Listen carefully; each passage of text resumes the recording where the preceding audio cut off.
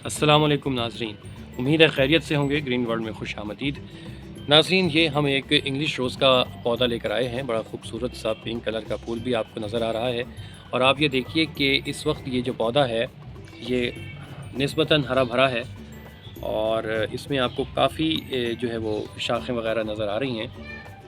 मगर नाज़रीन ये है कि अब चूँकि अब नवंबर शुरू हो चुका है और अब जो मौसम आ रहा है वो ख़ास तौर पे गुलाब की कटिंग का आ रहा है, ताकि ये मौसम बहार आने तक नई कोंपलें निकालें और अच्छे से ये सेहतमंद फूल उगाएं।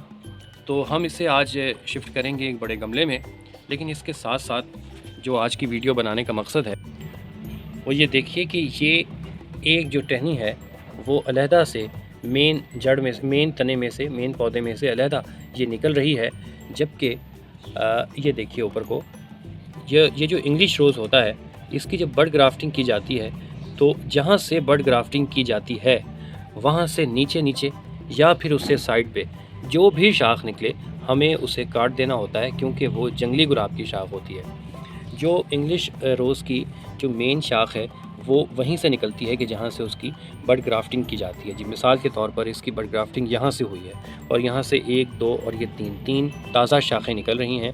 लिहाजा इन्हें ही हम सिर्फ कंसिडर करेंगे, बाकी इसको निकाल देंगे। आप भी जब भी कोई पौधा गुलाब का लेकर आएँ या फिर आपके अपने बाग में इस तरह का कोई जो गुलाब का पौधा हो और इस तरह की कोई शाख वगैरह निकल रही हो तो उसे फ़ौरी तौर पर काट दें, क्योंकि ये पौधे की जो असल ताकत होती है उसको ये शाख ले लेती है और पौधा आहिस्ता आहिस्ता ख़त्म हो जाता है। जूँ जूँ ये वाली जो शाख होती है जो नीचे से निकलती हैं, एक से ज़्यादा भी होती हैं, जूँ जूँ वो बढ़ती रहती हैं पौधा जो असल होता है इसका गुलाब का वो ख़त्म सा हो जाता है। लीजिए नाज़रीन, अब हम इसे बड़े गमले में शिफ्ट करेंगे। बिस्मिल्लाहिर्रहमानिर्रहीम।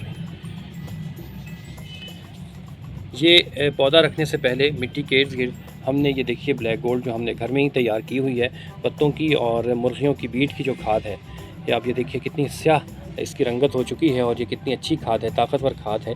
हमने ये पहले से हल्की हल्की इस मिट्टी के इर्द गिर्द डाल दी है। अब मज़ीद मिट्टी डालने से पहले हमने क्या करना है कि हमने जो टहनी है जो जंगली गुलाब की उगी हुई है, सबसे पहले हमने इसे रिमूव करना है। इसे हम यहाँ रख के इसलिए रिमूव कर रहे हैं ताकि ज़रा यहाँ से इसे काटना थोड़ा आसान होगा। और जिस गमले में ये पहले लगा हुआ था अगर वहीं से हम करते तो एक तो मुश्किल होता है इसे हटाना भी, और जो मेन पौधा है उसे नुकसान पहुँचने का भी अंदेशा होता। तो अब हम इसे बिल्कुल जड़ से ही रिमूव करना चाहेंगे। ये देखिए कितनी बड़ी शाख है और ये नीचे जड़ें तक इसकी फैली हुई थी और ये कितनी बड़ी शाख है और मज़ीद भी ये फैलती जा रही है। लिहाजा इसे रिमूव करना ही बेहतर होता है। और अब जो दूसरा पौधा है जो मेन है हमने उस पर फोकस करना है और इसे अच्छी तरह से गोडी कर देंगे, इस मिट्टी को मिला देंगे इस तरह से कि मेन पौधे को बिल्कुल नुकसान ना पहुँचे। और साथ ही एक खाद इसमें शामिल करेंगे इसकी मज़ीद ताकत के लिए, और जो दूसरी मिट्टी है ये हम इस पर डाल देंगे और हल्का सा इसे पानी लगा दें ताकि ये अच्छी तरह से यकजान हो जाए, इसकी जड़ें भी अबतर हो जाएं। तो नाज़रीन, जैसा मैंने पहले भी बताया कि ये मौसम है कटाई का, लेकिन आप ये देखिए कि इस पर ये कितने खूबसूरत फूल आए हुए हैं। और ना सिर्फ फूल हैं बल्कि ये देखिए कि कलियां भी हैं, नए फूल भी आने वाले हैं। और इस वक्त ये फूल और कलियां देखने के बाद ये मेरा तो कम से कम हौसला ही नहीं पड़ा कि मैं इन्हें काटूँ। तो हम थोड़ा सा इंतज़ार करेंगे कि ये फूल अपनी मुद्दत पूरी कर लें और उसके बाद फिर हम इसकी कटाई करेंगे। लेकिन मीनवाइल जैसे जो फूल ये मुरझा चुके हैं ये मैं इन्हें रिमूव करूंगा और इनके टोटे जो हैं वो इस गमले में ही शामिल कर लेंगे खाद बनाने के लिए।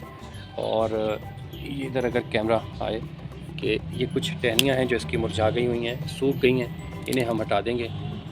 तो व्यूअर्स, ये आपने देखा कि आज हमने इंग्लिश रोज़ का ये पौधा लगाया है और जो बिन बुलाए इसमें मेहमान होते हैं, जो इसकी टहनियाँ होती हैं, उन्हें हमने रिमूव किया। आप भी हमेशा इसी तरह जब भी आपके इंग्लिश रोज़ में कोई इस तरह की खुद रॉ झाड़ियाँ या इस तरह के जंगली गुलाब पैदा होने लगे तो फ़ौरन उसे रिमूव करें ताकि आपका जो मेन पौधा है वो बच सके और उसे कोई नुकसान ना हो। और अब थोड़े अरसे के बाद तकरीबन 10-15 दिन या तकरीबन 1 माह के बाद हम इसकी अब कटाई करेंगे ताकि मौसम बहार के लिए ये मुकम्मल तैयार हो सके। तो उम्मीद करता हूँ आज का कंटेंट आपको पसंद आया होगा। वीडियो पसंद आए तो लाइक और सब्सक्राइब ज़रूर कीजिएगा। मिलते हैं अगली वीडियो में नए कंटेंट के साथ, तब तक अल्लाह निगहबान।